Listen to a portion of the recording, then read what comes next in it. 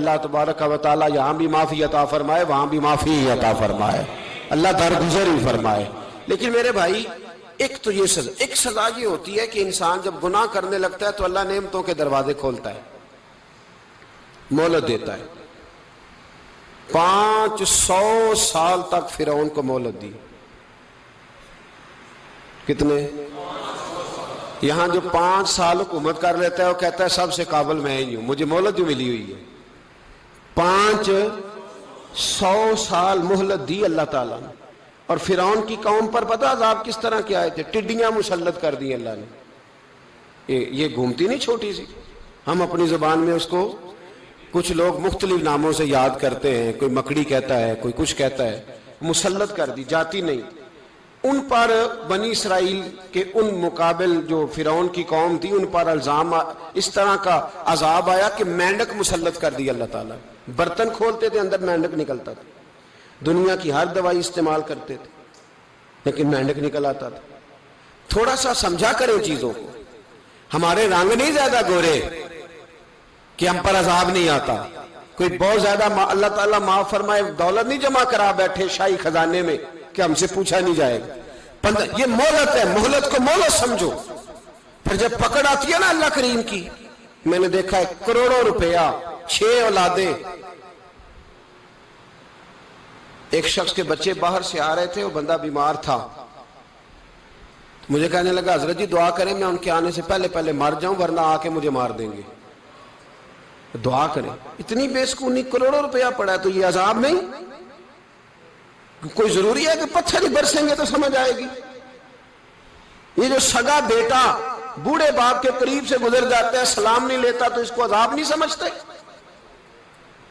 یہ جو امت کی بیٹیاں، امت کی بچیاں، ہماری بچیاں ایک سال کے اندر 75,000 ہزار بچی ایک ڈویژن سے بھاگ کے شادی کر رہی ہے، اور ایک صوبے سے، تو اس کو آپ اللہ کا عذاب نہیں سمجھتے؟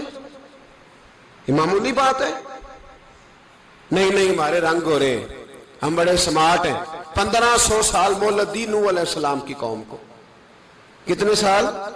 بول کے بتائیے، بول کے دوبارہ بولیے۔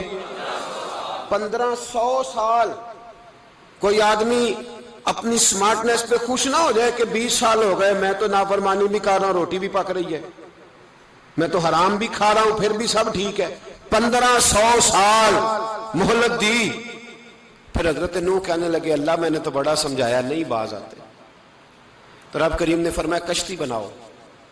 اللہ کے پیغمبر کشتی بنانے لگے تو قوم مذاق اڑانے لگ گئی۔ اب کیا کرنے لگے ہو؟ اب کشتی بنانے لگے ہو، خیر تو ہے، قوم مذاق اڑا رہی ہے۔ حضرت نوح علیہ السلام کا آپ نے کشتی بنائی، پانی کہاں سے نکلا؟ نہ بارشیں ہوئی نہ سیلاب آئے، ایک تندور تھا اس کے اندر سے پانی نکلنا شروع ہو گیا۔ کبھی تندور سے بھی پانی نکلا ہے، پر جب نکالنے والا چاہتا ہے تو وہاں سے بھی ایک تندور سے پانی نکلا۔ اتنا نکلا، اتنا نکلا، اتنا نکلا کہ قوم ساری ڈوب گئی۔ قرآن مجید کے صفحات شہادت دیں گے کہ حضرت نوح کی قوم کا بچہ بہ گیا، بچے صرف وہ تھے جو حضرت نوح کے ساتھ ہو گئے، تباہ ہو گئی۔ اللہ بے نیاز ہے، بے نیاز۔ 1500 سال مہلت ملے اور تو پھر بھی کہے رب بڑا کریم ہے معاف کر دے گا۔ 1500 سال تجھے گنجائش دے اور تو کہے کوئی نہیں، بات معافی ملنی چاہیے ابھی بھی۔ میرے بھائی حضرت صالح علیہ السلام کی قوم، حضرت صالح نے تبلیغ شروع کی تو کہنے لگے پہلے معجزہ دکھاؤ۔ جی آج تو نہیں لوگ معجزے مانگتے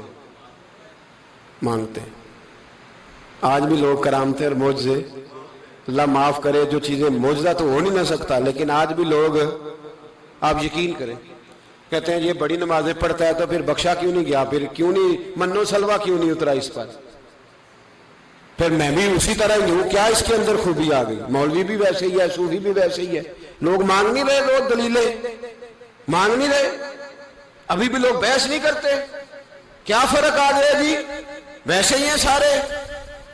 اللہ تعالیٰ سے ڈرنا چاہیے، ہمیں سامنے والے کی طرف دیکھ کر صحیح ہونے کا حکم نہیں ہے، ہمیں اپنی اصلاح کا حکم ہے، اپنی طرف دیکھ کے اپنے آپ کو ٹھیک کرنے کا۔ الزام لگا کے گزر جانا اس کا کوئی مطلب سنو اور یاد رکھو. حضرت صالح علیہ السلام سے کہنے لگے پہلے معجزہ دکھائیں. تو حضرت صالح علیہ السلام نے فرمایا اونٹ کہاں سے پیدا ہوتے ہیں؟ کہا اونٹنی کے بطن سے. فرمایا آؤ میں تمہیں پہاڑ کے اندر سے اونٹنی پیدا کر کے دکھاتا ہوں. کہاں سے؟ پہاڑ کے اندر سے. حضرت نوح ساتھ لے کے گئے تو پہاڑ کے اندر سے اونٹنی نکلی اور اونٹنی بھی گابن تھی, اس کے پیٹ میں بچہ, اور اونٹنی اتنا دودھ دیتی تھی کہ ساری بستی دودھ پی جاتی تھی, پھر بھی دودھ بچ جایا کرتا تھا.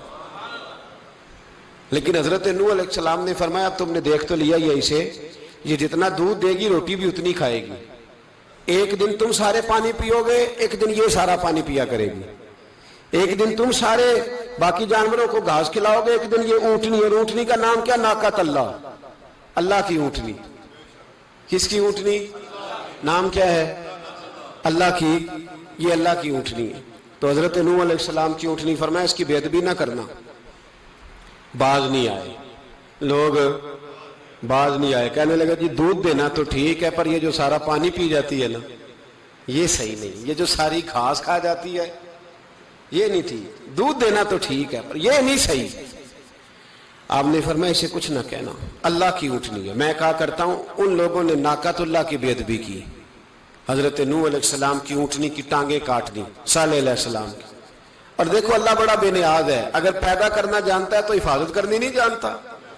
لیکن رب کریم نے فرمایا نہ کرنا. انہوں نے ان کے پیر کاٹ دیے, کانوں پہ چھریاں لگائیں. اونٹنی جب مر گئی, اونٹنی اللہ تبارک و تعالیٰ کی وہ اونٹنی جب مر گئی تو حضرت صالح علیہ السلام کی قوم پر رب کریم نے زلزلہ بھیجا. اذا زلزلت الارض زلزالہا, جب زلزلے آئیں گے اور جب ان کا زلزلہ آنا زلزلہ آتا ہے نا, کیا کرتی ہے قوم؟ لا الہ الا اللہ, لا الہ الا اللہ, کلمے جاری ہو جاتے. بلکہ ایک دفعہ ایسا بھی ہوا کہ مسجدوں میں اعلان ہونے لگے زلزلہ آ رہا ہے. جو فجر کے لیے نہیں اٹھے زلزلے کے لیے وہ بھی اٹھ گئے. جن کا دعویٰ ہے نا میری سویرے آنکھ نہیں کھلتی, ان کی لگی نہیں کتنے گھنٹے, بعد میں بھی نہیں لگی. ٹی وی پہ اعلان ہوتے رہے کوئی نہیں آ رہا, سو جاؤ چپ کر کے. لیکن آنکھ لگی.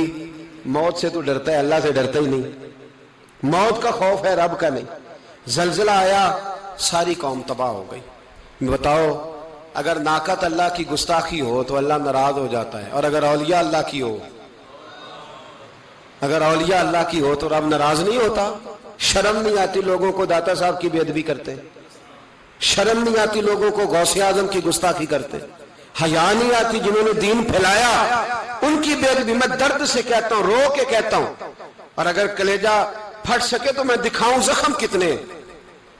ایک حج کے موقع پر ایک بابا جی, اس سال 4,80,000 روپے کا پرائیویٹ حج تھا, اور بابا جی کی کیفیت کمزور تھی, بیچارے بیمار تھے. اس کے باوجود وہ گئے. بوڑھے آدمی, جا کے بیٹھیے, بزرگ, اور کتنی مشکل ہے وہاں منا, مزدلفہ, عرفات, طواف زیارت, کتنا مشکل کام ہے طواف زیارت کرنا, طواف وداع کرنا. کس کٹھن سے حج کیا, بڑھاپے میں پیسے بھی لگائے. اور جب وہ روضہ رسول پہ گئے صلی اللہ اور انہوں نے جا کے نبی پاک صلی اللہ علیہ وسلم کے روزے کی طرف منہ کر کے درود شریف پڑھا تو ایک ملا نے اٹھ کے کہہ دیا تو مشرک ہے. تو میری روح کانپی. میں نے کہا تجھے شرم نہیں آئی, حیا نہیں آئی؟ اس کی عمر دیکھ, کس بڑھاپے میں کہاں سے چلا, کہاں آیا. یہ مشرک ہوتا تو کسی مندر میں جاتا, یہ مشرک ہوتا تو کسی گرجے میں جاتا. یہ مشرک نہیں, یہ مومن ہے. اور یہ وہ والا مومن ہے جس کے سینے میں دل جب دھڑکتا ہے تو خالی دھڑکتا نہیں, ساتھ وہ محمد عربی پہ درود و سلام بھی پڑھتا ہے. شرم نہیں آتی لوگوں کو, اتنی بڑی گستاخی کرتے. جو روضہ رسول پہ آیا مشرک ہے. میں نے تو ایک مولوی کو صاف صاف کہا تھا, میں نے کہا اگر میں مشرک ہوں تو نکالو, مشرک کا داخلہ تو یہاں ویسے ہی منع ہے. شرم نہیں آتی, اپنی زبان کا ایک پاس کرو کچھ. اتنا ظلم, اتنی بڑی فرقہ واریت امت میں, اتنا امت کو تقسیم کرتے ہو, تمہیں شرم نہیں آتی. جہاں سے اتحاد کا پیغام دینا چاہیے وہاں سے تم لوگوں کو فرقے کا پیغام دیتے ہو, ایک مقصود فرقے کی تبلیغ کرتے ہو. خدا رہا تو میں کہہ رہا ہوں ناقۃ اللہ کی بے ادبی پہ عذاب آتا ہے, تو اولیاء اللہ کی بے ادبی پہ نہیں آتا. داتا صاحب ساری زندگی تبلیغ کرتے رہے, ایک آدمی نے اٹھ کے کہہ دیا جناب وہ تو شرک کا اڈا ہے. تو رب کریم ناراض نہیں ہوتا ان باتوں سے. ہمیں خیال کرنا چاہیے, اللہ سے ڈرنا چاہیے. ان چیزوں سے عذاب آتا ہے اور آ رہا ہے, اللہ تعالی ہمیں محفوظ فرمائے. اللہ ہمیں اس سے, قوم لوط پہ بھی عذاب آیا,